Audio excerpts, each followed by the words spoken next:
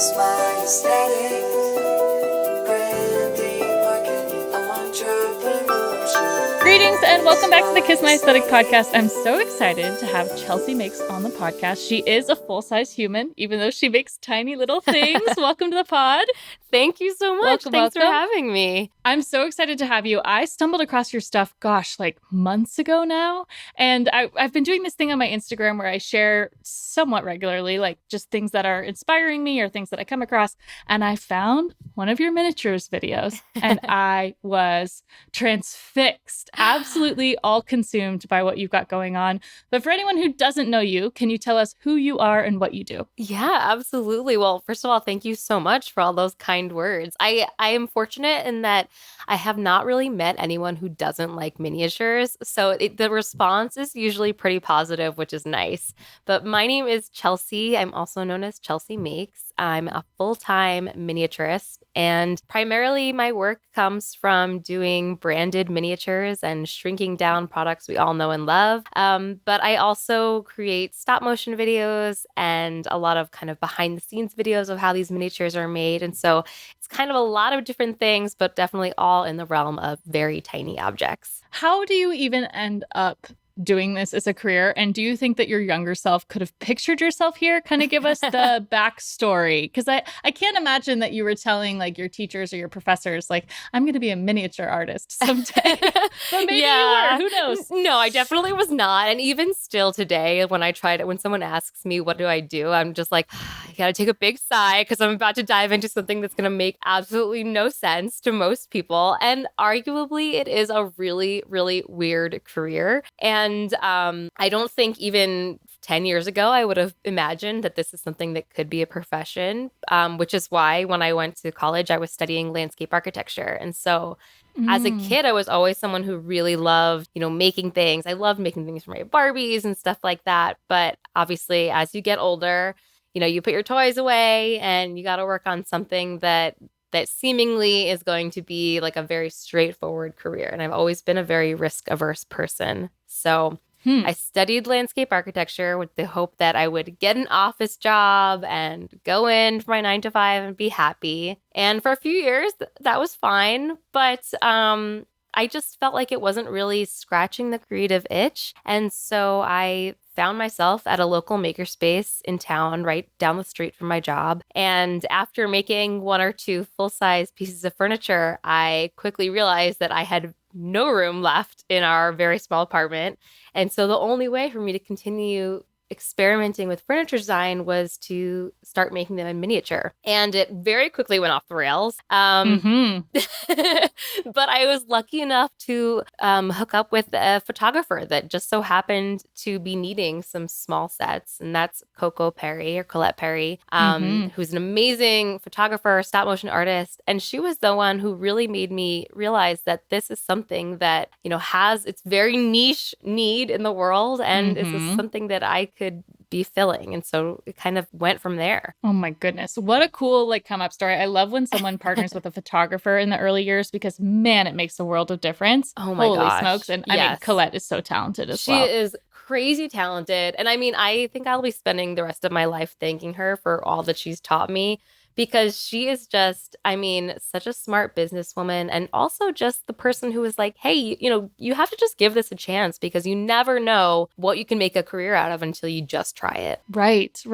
Timeline was, when about did this all happen? So you've got the corporate job. You're like, okay, I'm kind of really interested in this miniatures thing. At what point did you make that your full-time gig? That's a great question. Because again, as I was saying, I'm a very risk-averse person. And so it's not really the type of thing that you just start and go like, yeah, this is a clear-cut career path. Yeah. And there's not a lot of blueprint for it, right? No. It's not like a million miniatures artists and they're like, oh, this is how you scale your business. Like, right. You're kind of in uncharted territory. Right. There was really no one to ask. And so it was definitely a lot of guessing and experimenting. But I stayed with my landscape architecture career for about 7 years. And this was maybe around 3 years ago is when I was fortunate enough to be selected to participate in the crafting competition show Making It. And cool. I was the first miniaturist on the show. And I kind of spent the whole first few episodes of that show just wondering how the heck I got on and what I was doing there and not really believing in myself. But once I got, and spoiler alert, but the show's been out for 3 years, I got to the finale. Right. And I was like, you know what? Like, I just have not been giving myself enough credit. So, once that wrapped up and that was getting ready to air, my husband and I, we were living in California at the time. We're considering moving back east to be closer to family. And just all of those things happening at once, I was like, this is going to be my opportunity to just try this out and see if it's even possible to make a career out of this. And we were going to be living with my parents. So we had kind of like a safety net built in. And it took a couple of months just to kind of, get my first few clients. But after that, things just kind of went. And the more I did, the more people found me. And it's just been kind of a really weird, very lucky turn of events that I could take this fun little hobby and turn it into a career. Well, lucky, but also, like, to your point, hard work. Right? Like, hard work as you're luck, realizing, sure. we're giving ourselves our flowers on this show. Yes, of course. give myself a pat hard on the work back. and perseverance, of course. So let's rewind even to the show. Did they find you or you find them? Well, I was a huge fan of making it when they first came out season 1. And for anyone who doesn't know, because it is sadly no longer on the air. It was a crafting competition show hosted by Nick Offerman and Amy Poehler. And like, that is all you need to tell me dream. for me to be like, yes, I want to be part of it. But more than that, like, I watched the first season and I just fell in love with the format of the show because it was very similar to Great British Bake Off in the fact that it was a competition show. But more than that, it was just people showcasing what they can do. And it was a lot of, nice, friendly behavior and not the cutthroat type of competition shows you're used to seeing. And I think if it weren't for that, I don't think it would have been such a draw for me to want to participate. But I was just so enamored by the show. And so season 2 came, I applied and unfortunately was not selected. But finally, season 3, I got my shot, and it couldn't have worked out better because I have now lifelong friends from our season, and it was just a great time. That's the dream, right? Like, wow, what a cool. So first you have Colette, then you have this like television show opportunity, and then you're like, you know what? Let's go with it. How long until you feel like, okay, yeah, we're really ramping this up. This feels like big juicy contracts. This feels like dream clients that I want to work on.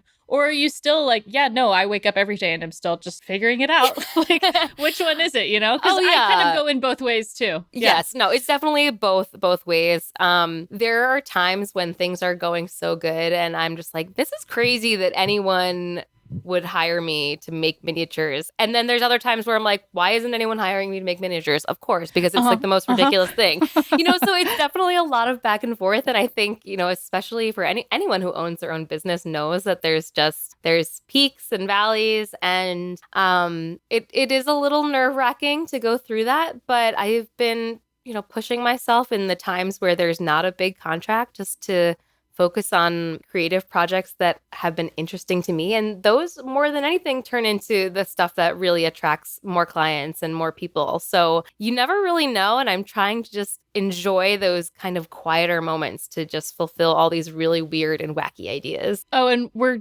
absolutely going to circle back to that because I preach that so much on this show and in our community is like, you have to lean into your own creative ideas because that's where you find the glory of aligning with the kind of brands and the kind of clients and the kind of people that are going to really want to hire you for your brain, essentially, right? Like, and how you see the world. And if you're not in that creative zone, it's hard to make anything that's compelling enough for someone to want to reach out, right? If you're constantly just making work that you feel lackluster about. You have an incredible CV of clients that you've worked with. Oh, thank you. And big, like well-known brands. Do you have a project that stands out as being like one of your absolute favorites? Well, I have to say that one of the first clients out of the gate that I was somehow lucky enough to grab and work with was Warby Parker. And that was maybe like the first 1 or 2 months that I set myself up as an independent contractor. And so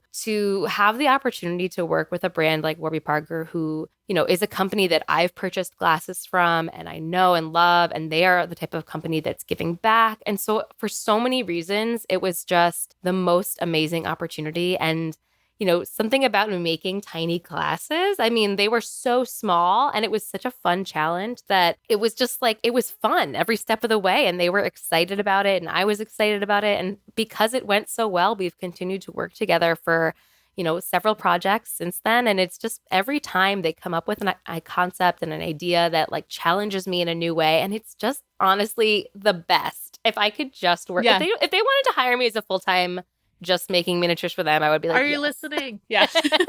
Are you out there, Warby Parker? Can you hear us loud and clear? Tap, tap, I tap think on the microphone. Exactly. I think that what that brand has in common with what the kind of content you put forward and even the content you put forward for other brands that you work with is there's like a level of like whimsy and playfulness Totally. and unexpected that comes through. And Warby Parker as a brand like exhibits that so well, right? Like they have this genuine curiosity and kind of like wonderment element to their brand. I also love Warby Parker. I have their glasses as well. Right. So I know their website because I'm always recommending people look at their website as a Totally. good example. Yes.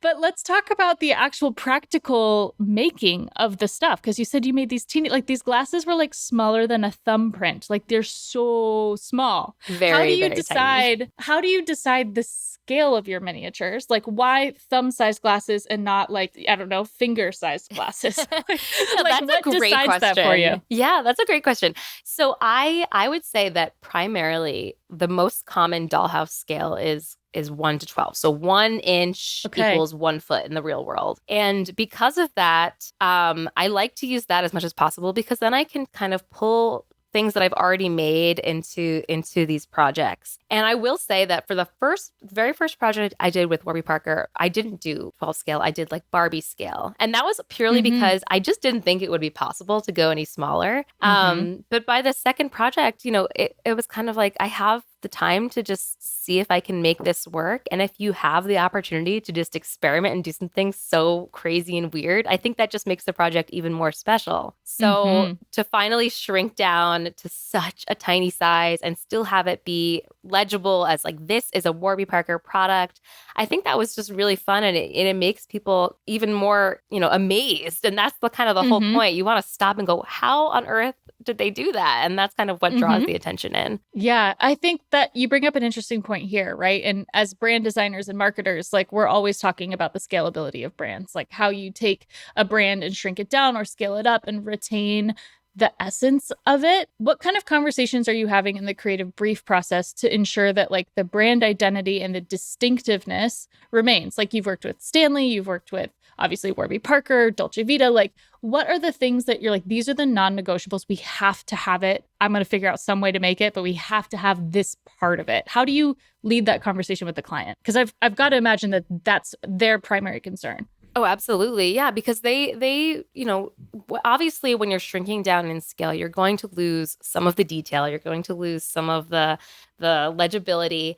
And so a lot of times with the brands, the things that they're kind of coming into this conversation knowing that there are some things they're going to have to accept, that they're going to be a little bit different. And for the most part, brands are, the brands who are coming and signing on to do this sort of thing are well aware that it's like kind of a weird and it's not going to be their exact product. But I think that in a lot of ways, that ends up being a good thing because if it looks exactly like the project, then it could just be Photoshop. It could just be, I don't know, just like, something shrunk down. But like if it's an actual, exactly. And if there is some sort of handmade element to it, I think that's kind of to its benefit. But I will say there's always a lot of conversation about color correcting, especially for brands that, if it's a clothing item or something, just making sure that those types of things match as closely as possible. If there's a visible logo, the logo is actually visible on the mini product, even if it's not, super crisp and clear.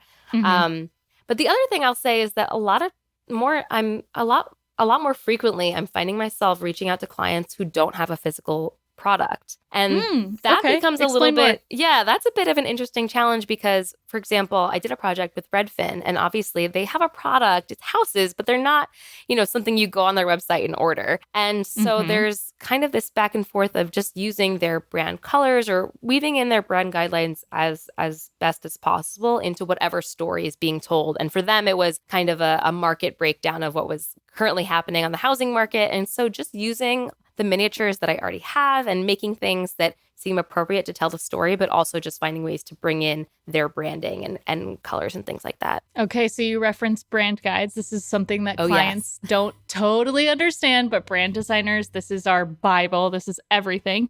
What is the difference for you between like a well fleshed out brand guide and then just somebody goes, yeah, here's a JPEG of my logo? Like, how does that impact the way that you prepare one of these projects? Oh my gosh. I mean, the fact that when a brand just has their brand guidelines put together, it just tells me that they are thinking about this a little bit more consistently and clearly, and they maybe care a little bit more. And it just helps because when I'm putting together a background, like especially if it's a miniature scene that has a lot of detail, if I can look at what they've previously created, or I can bring in a lot of those hints and make it match a little bit more seamlessly the types of content they're already putting out. So even though it's going to be a weird little miniature scene, it still makes sense in the concept of what they're doing and selling and making. And so without that, there's definitely a lot more back and forth because, the guidelines aren't crisp and clear right from the start. But yes. That is invaluable. It's such an important thing to have. Yeah, I kind of explained it to our clients. It's like the brand guides, they're, first of all, it's the document that's never finished. It's like that Girl Scout camp song where it's like the song that never ends because you just keep kind of coming back to the beginning and like adding more and adding more. But it really is intended to be like, this is the recipe book, right? Yes. Like we're giving you all the ingredients to cook with. So no matter who you hire in as your chef or as your contractor, right? That someone like yourself could take that recipe book and be like, okay, I know how to cook with red and dark wood and plaid. And, like you could find a way to combine all of those ingredients in your own unique way. Totally. Does that analogy make sense? Yeah, I think that's a perfect example. I mean, I was working I was doing some contract work for a client and, was working well for probably years until finally I asked if they had this and no one had thought to give it to me before. And so it's kind of one of those things. It's like, if you have it, you have to make sure people know that you have it and you have to be willing to give it to people because it's such a valuable tool and to not just kind of be like hiding it away. It's like the person who worked on it spent probably hours and hours and hours. Totally. Please share it. Please share it with us. And you're like, oh, now I know what Pantone color green we're supposed to be using. Thank you. Yes. Or how many fonts I've used before I got the right one. So definitely comes in handy. Well, you have a lot else going on besides just the miniatures for your contract projects. Can you tell us a little bit about how your Chelsea Makes universe has grown and what are some of the other opportunities people can enter the world of miniatures if they're curious? Yeah. Well, I think, before I even, the reason that I initially got connected with Colette Perry to do stop motion was because I had created a line of dollhouse kits. And I call them simple kits because they're really easy to put together. And it was sort of at the start, this was maybe 6 or 7 years ago. So it was kind of at the start when dollhouses were coming back in popularity, but there weren't a lot of options for modern dollhouses. And so I came up with this line of dollhouse kits that I thought was really fun. And that was kind of the reason I had reached out to Colette to hire her to do stop motion. And of course, instead, she pulled me in and it's kind of evolved from there. But that sort of starts at what I love to do, which is teach people about making miniatures and making miniatures easier. So I've got a couple of things for people who are interested in that. There's a Domestika course, which is a really, really thorough online course. It's a lot of fun. And if you've never taken a Domestika course, there's something for everyone to learn. It's just great. And they're super affordable. And I also just came out with a book this past October, which is 50 Makes for Modern Miniatures. And so if you are interested in using just hand tools to create all sorts of miniatures from a bathtub to plants, you will find everything in that book. And I think that it's really parsed down to be as simple as possible so that you don't have to have any previous experience to get into it. There's something so fun about like physically crafting something with your hands. I think the more that things go online, and I'm sure you saw like a huge interest during COVID when everyone was stuck at home and trying to drum up some new hobbies. But I just turned 30 last year and all of a sudden I'm like, what interesting adult hobbies am I gonna I know, you have to have something to fill the time. You're like, not staring at your phone. Yes, exactly. For me, it's cooking. I'm like a huge cooking person. I love to host dinner parties. And it really, truly is one of the only things that gets me off of my screens and passes the time sounds so negative, but I can get fully immersed in it, right? Like fully lost in it. And that is the most fun because there's also all these studies about how it like rewires your synapses in your brain and it makes you better at all your other stuff. Right. You're just getting into the flow of something. Yeah. You talked about that kind of more towards the beginning of like, when you do have a slow season, you're interested in kind of these projects that just kind of excite you or get you fired up. Can you talk a little bit more about that? And especially when you're feeling like in a creative downturn, because I know with the changing of the seasons and the economy, like work projects, I think across the board for creatives are very unpredictable right now. Like I know Right. our team's seeing that too. How do you kind of come back to center and say like, okay, I know I don't have XYZ lined up, but today I'm just going to play. I'm just going to do this part. How do you kind of is that part of your regular practice, number one? Or if it's not, how do you get yourself to that, to arrive at that kind of space? That's a really great question. And it is, I mean, I want everyone to have tons of work coming their way and be super successful all the time. But, the reality is that I'm seeing for a lot of people, it's slow right now. And that can definitely be a little worrisome. But I'm reminded that, this does happen year after year. January is kind of a slower time. And so I'm just kind of at the point where now I can remind myself that this is not unusual and that there are a lot of great things already under my belt. And I'm sure a lot of people can say the same thing. You have to make a list of the things that you've accomplished so you can remind yourself of what you've already done. And this is, of course, like all things my therapist hounds at me every time we chat. Very important stuff. But I think, after a few, for example, like this most recent project that I started was that I started making miniature credenzas. And it seems like a strange thing because, I mean, how many miniature credenzas do you need? I don't know, probably none. But I started sketching them and I was having fun just figuring out how to make them. And so even though they weren't for a client and they weren't really for sale, it was just something that kept my brain moving and kept my fingers working. And I ended up just, sharing them like in a really haphazard video, like nothing like my more, formal stop motions. So to me, they looked really rough and they were doing better than any video that I had posted in the past 6 to 8 months. And I think that goes to show that when you're just kind of being silly and exploring something that interests you, like it has the power to attract so many more people because you're just being authentic. And when there's been so many times in the past where someone says to me like, you should make and sell this, you should make and sell that, and you go through the motions of doing it because you're like, yeah, maybe I should, and then no one's interested in it. And I think that's because they can tell that it's not your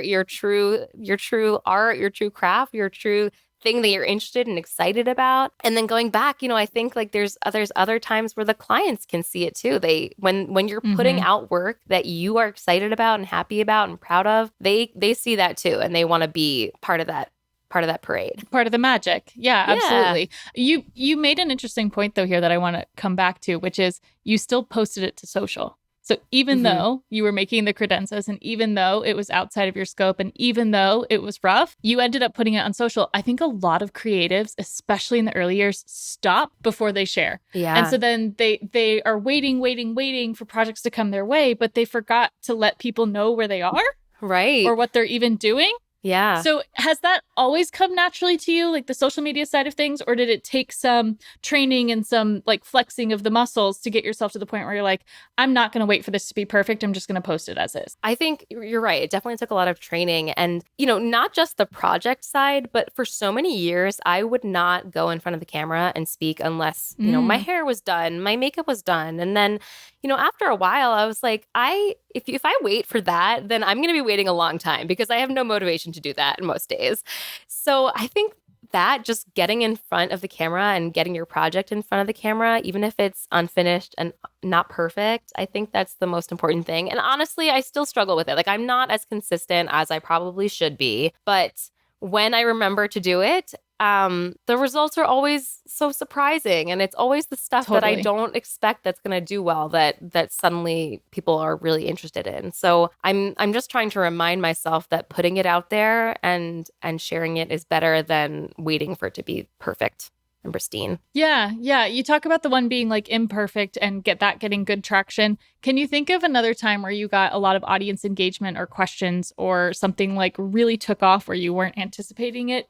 You're like, oh my gosh, this is happening. Can you think of sometime that happened? Yeah. I mean, this is probably maybe not the best example, but a lot of times I see people saying things like, oh, niche down, like be really focused. And I have a hard time doing that. Like I am just like an open book. Like I just want to share everything all the time. And so even though my focus is miniatures, like we are in the process of renovating our house. And so I'll share a project from the house, which has nothing to do with any client work. And that'll be the video that goes viral. Like we were like redoing our pool by hand and it just had so much controversy that it was such a popular video. And I'm like, why can't this happen with the things that are actually work related? But honestly, any press is good press. And so if it brings someone to my page, if they came to watch a video about a pool renovation and stayed for the miniatures, then fine. Like this is all part of who I am. Right. And my brand is not just miniatures. My brand is me. I'm just like a weird, silly little being, and that's everything. So you get it all, and I can't separate it. And I know that there's like some professionalism, and a lot of people say like to get really specific, but I just can't do that. So I am who I am. I'm with you on that 500%. Because if you're just only posting your projects and you're only posting your glossy finished and you're only posting your most professional headshot, you're not real.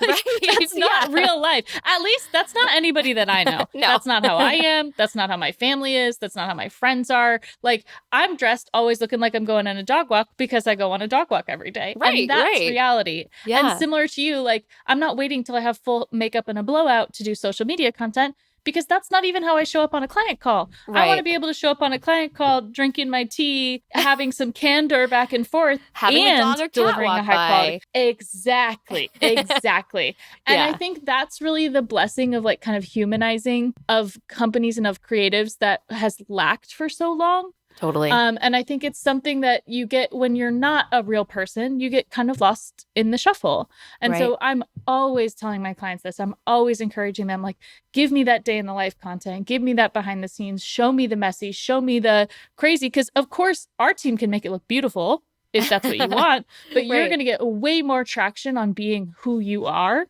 than trying to be somebody that you're not. Totally. And as a viewer too, I mean, I so much prefer seeing someone's real life than just their highlight reel. Like I don't want to see that.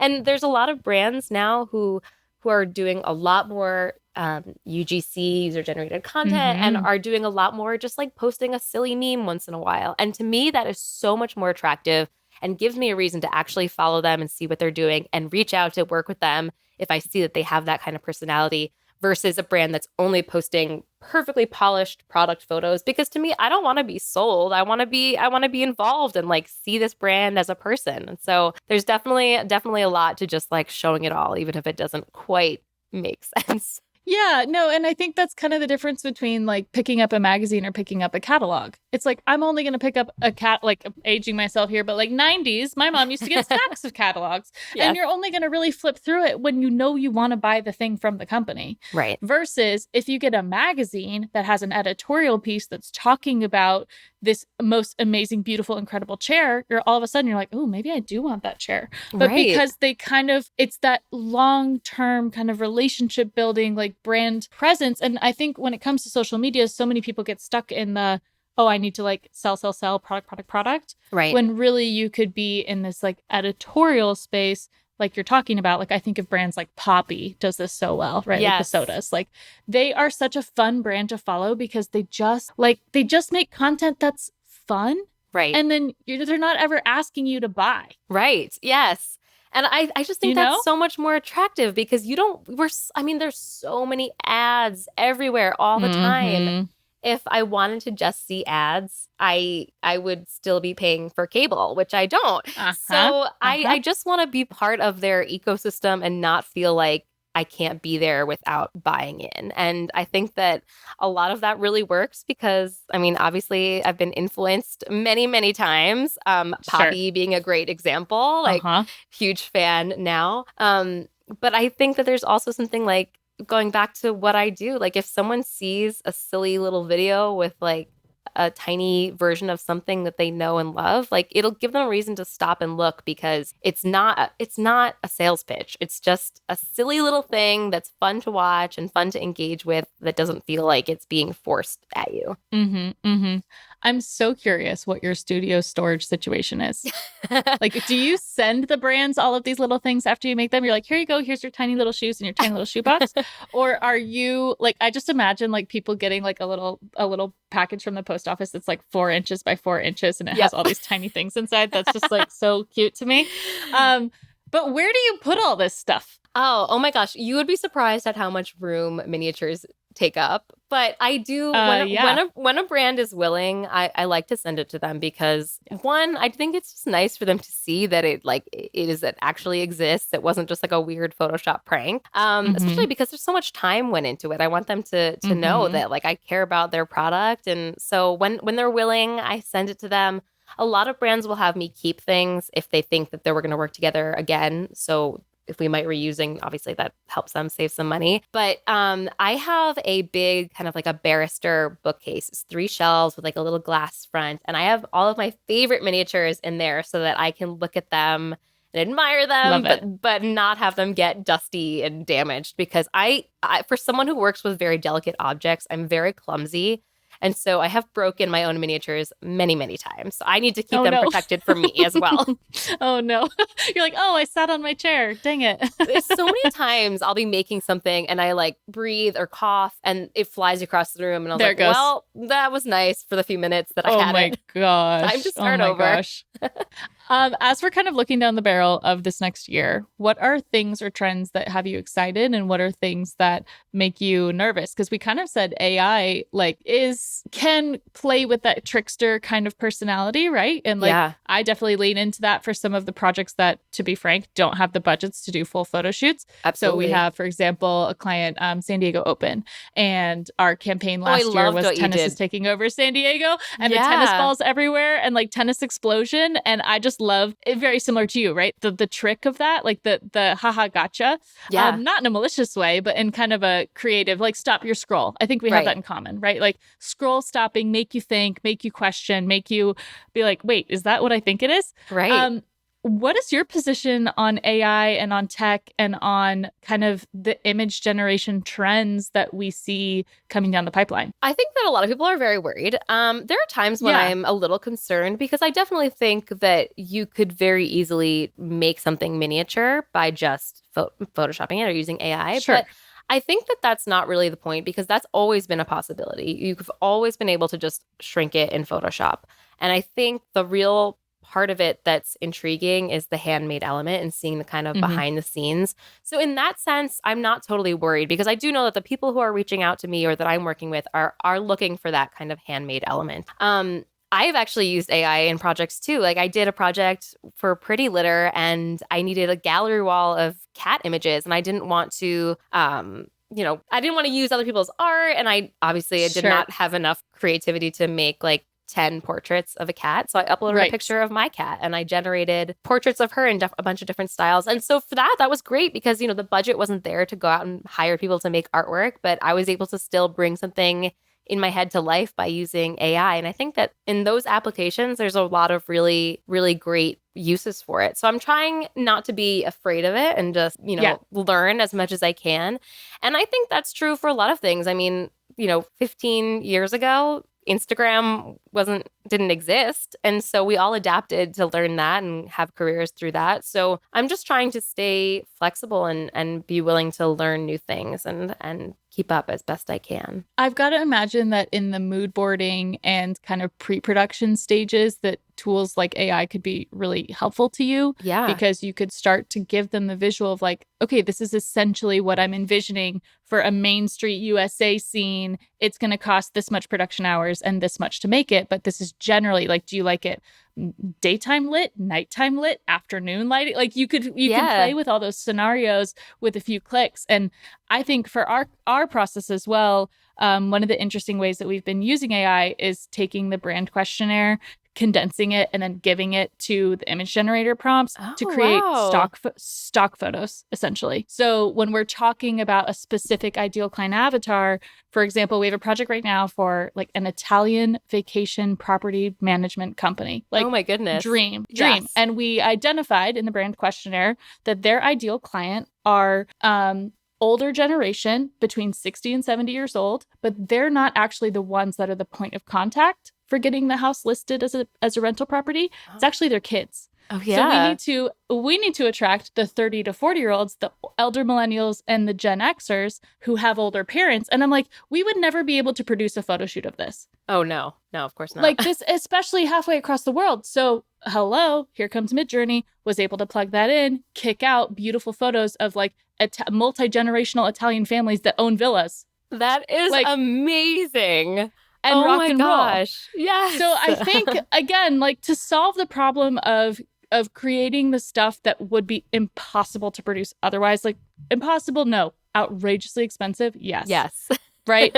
So, and to be able to kick it out quickly and then use it as a jumping off point or a leap pad into getting that project greenlit to say like, okay, in 6 months from now, when I fly out there and we're doing your brand photo shoot, these are the kind of scenes that we need to recreate. Totally. It just like shortens the pre-production process. Yeah, I think that's another thing too, is I'm, always trying to get approval of things ahead of time, which can be really difficult because people have a hard time imagining, especially scale and things like that. So something quick, I put together like a little image for years I was using Illustrator just to use just to grab different pieces, put it together and make like a little collage. And that has always worked really great because it gives them enough of a sense of what it's going to look like and what it is without me having to craft anything ahead of time. And so I can imagine that using AI for that is so smart. And now I need to try that as well.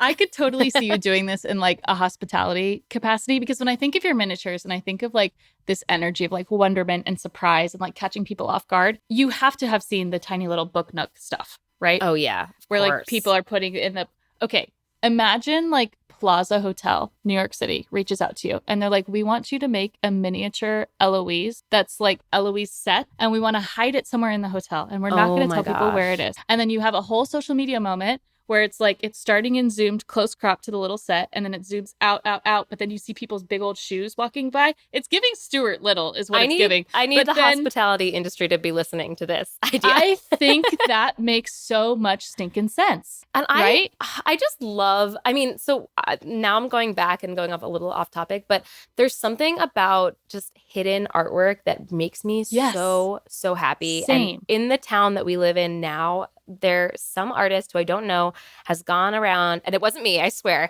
glued miniatures that are themed for every storefront, like at the little front of the store. And I'm just like, I don't know if anyone else notices this, but it makes me so happy. And I did a little project with tiny highway signs back when we were living in California. And it just like, people are like, why are you doing this? I'm like, why not? Because like, it's silly and it's weird and it's fun. And the person that sees it, they're going to absolutely love it. It's going to make their day. And, I can love seeing that as like a branding thing too. Yeah. And I think it adds to the like scavenger hunt ability of it. You know what I mean? We did that with San Diego Open too, where we had some merch and then we like hid it in the venue and said, okay, first person that finds it is getting 2 tickets for Friday. I love that. Cool. Like it just kind of, it's low lift. It's a big impact. It's just that magical brand moment that I think matches so seamlessly with what you've got going on. Also, if you haven't worked with Joybird Furniture yet, I feel like that's an ideal collaboration for you. I would love that. I'll have to. Oh my God. That just seems like magic. I love making mini furniture. Like that is my absolute favorite thing to do. So any furniture client that's listening, reach out. We'll send them your way. Well, that's perfect segue. Tell everyone where they can find you, follow you, work with you, find your book, find your courses, your miniatures, everything. Well, the easiest place is to go to ChelseaMakes.com because that gives you everything you need. You can find me at ChelseaMakes on Instagram, at ChelseaMakesCA on TikTok. But head to ChelseaMakes.com and you will find just about everything that your little heart desires when it comes to miniatures. Oh my gosh. Thank you so much for your time. I could talk to you for forever. I'm obsessed with your stuff. Thank you so much for having me. So fun. My pleasure. And guys, make sure you go follow her. Don't forget to rate and review the show. If you loved this episode, please screenshot it, share it to your stories, tag us. We'd love to see it. And we'll catch you next time. Yeah. Bye. Thank you.